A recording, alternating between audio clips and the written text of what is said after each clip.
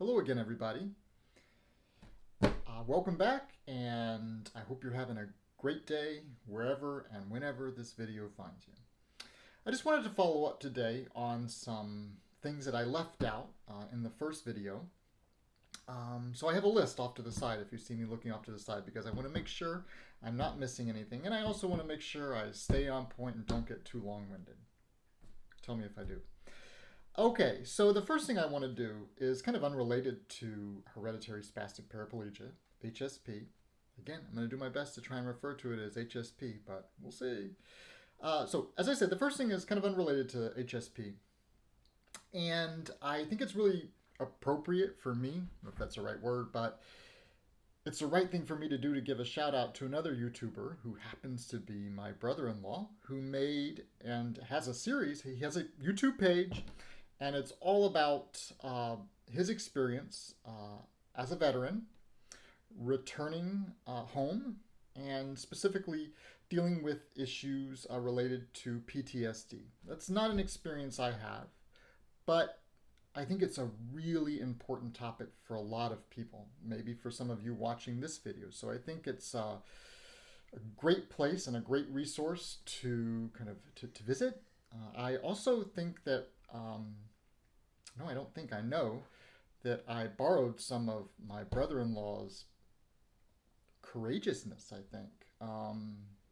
Sorry, I didn't ask. Sorry, Brian. But he was very courageous, is very courageous to talk about this topic in a really honest and open way. So I hope that I can channel some of that in this channel about HSP. Because this is my advice for the day, because I think that if we hide something, then it sometimes says that we're ashamed of it. And certainly, there's no reason to be ashamed of having served your country and then have PTSD, and to talk about it is really important. Likewise, there's no reason to be ashamed of having a neurological condition like HSP. I'm not ashamed of it. Sometimes I'm frustrated by it, not mad by it, mad about it. Sometimes, again, I'm frustrated about it, but I'm not ashamed of it. And I hope that none of you out there watching this are ashamed of a neurological condition or anything like that, or anything else that you have. All right, so now I'm going to try and stay on topic. So I wanted to kind of further talk about my spasticity. And remember, when I talk about these things, I think I said this in the first video. In fact, I know I did. I'm not a doctor. So just want to put that out there. And I'm just talking about my experience. And I hope it helps, but it is just my experience. So I guess I'm saying that to say I'm not trying to make a blanket statement that this is what I have, so this is what everybody has. Not that at all, but it is my experience. All right, so I want to talk about spasticity as it relates to me. There are kind of two interesting things I didn't talk about in the last video that I think are really worthwhile to talk about. And that's kind of when my spasticity gets worse, so to speak. I think I said last time that I'm pretty much spastic all the time now. My legs are spastic all the time now. You know, sometimes, as I said, I'm really spastic, and sometimes not as spastic, but still spastic, if that makes any sense. So two things can cause my spasticity to increase. One of them is emotion.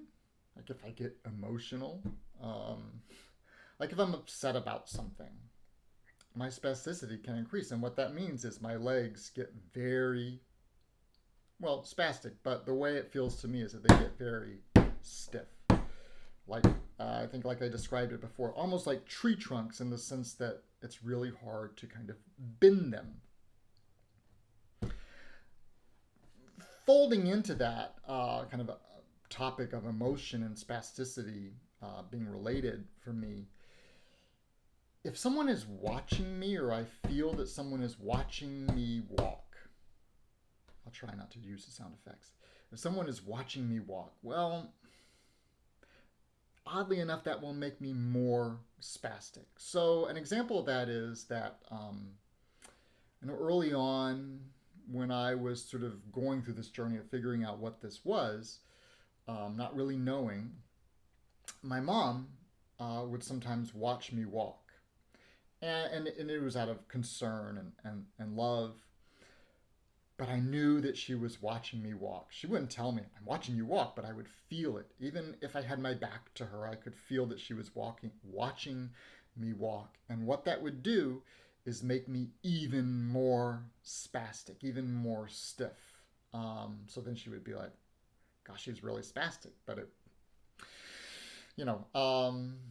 so that's an interesting thing. Another, I think a really interesting thing that increases my spasticity, and I've asked my neurologist about this. I don't know of anyone else that has this experience. If you do, please let me know in the comments section, is yawning. When I yawn, I get unbelievably, it's not a medical diagnosis, but I get unbelievably spastic. Just for a few seconds or the duration of the yawn, but while the yawn lasts, I mean, I might as well just stay in place, because trying to walk while I'm yawning, it's not such an advisable thing for me. So the second thing I wanted to talk about is that HSP typically, but not always, can lead to increased muscle tone. That's what it leads to me, or at least that's what it leads to for me, or at least that's what I'm told by my physical therapist. And so when I heard that, I'm like, yes, I never really enjoyed doing leg exercises at the gym anyways, but now that I have this increased muscle tone, my legs are going to be like killer. Well, that's not entirely how it works.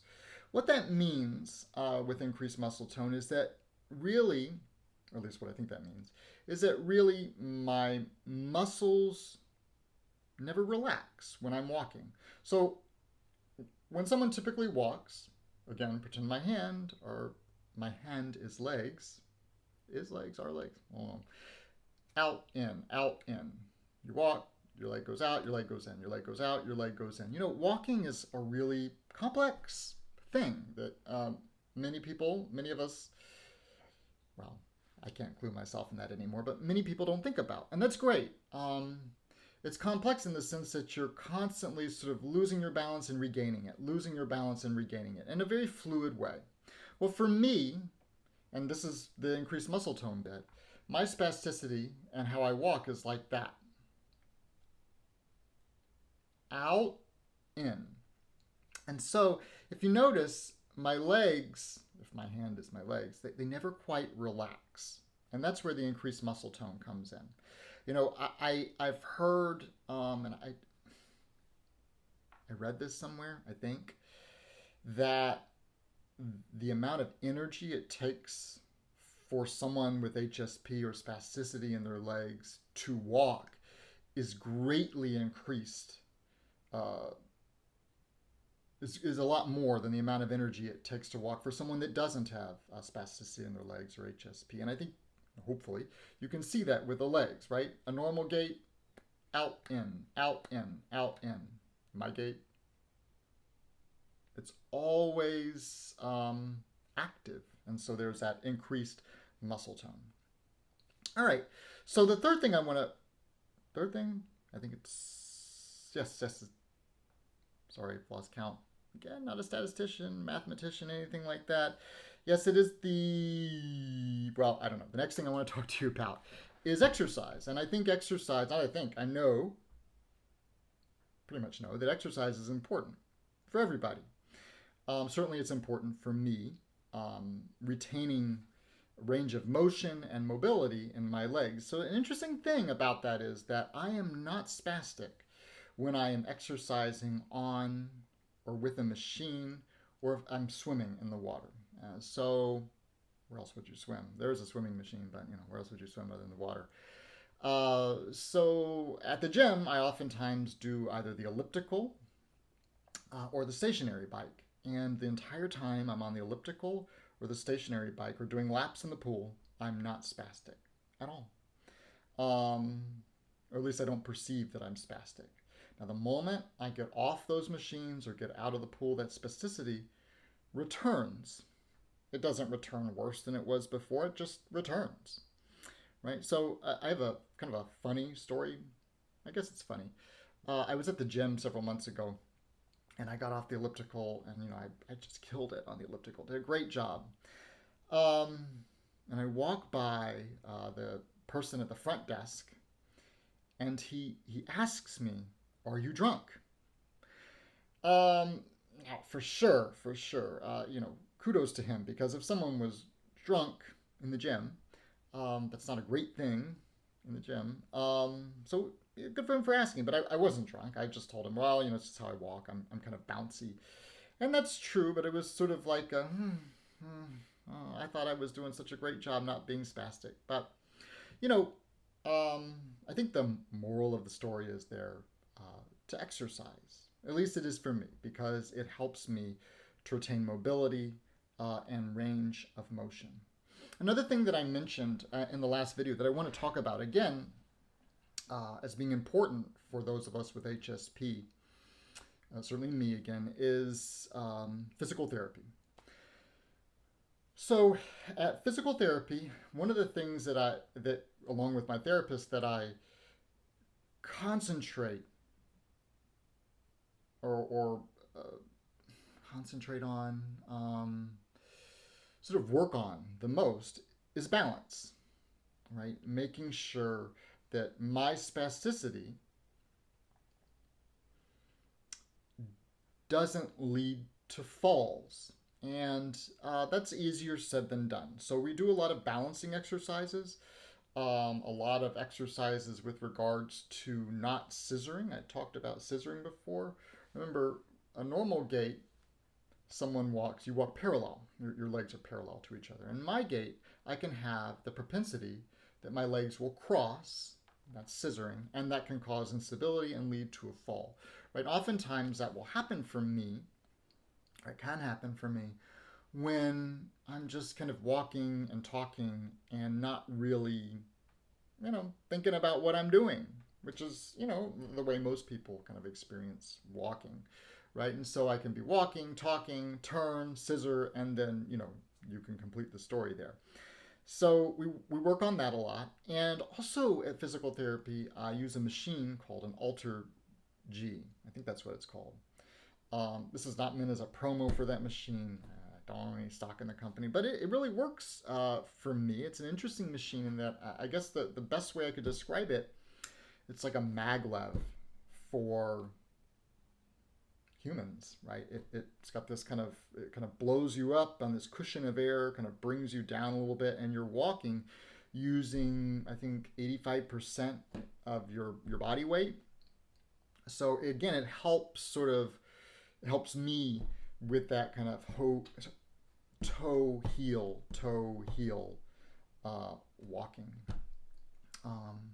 Also helps me to concentrate on making sure that my legs are parallel with each other, rather than sometimes my legs can, again, as I said, scissor, or they can even begin to, rather than being parallel, they can begin to do this kind of thing, which again can lead to instability. All right, well, tomorrow I go back to physical therapy after a bit of a break. So I look forward to telling you all about that experience, and I look forward to hearing from more of you. Have a great day.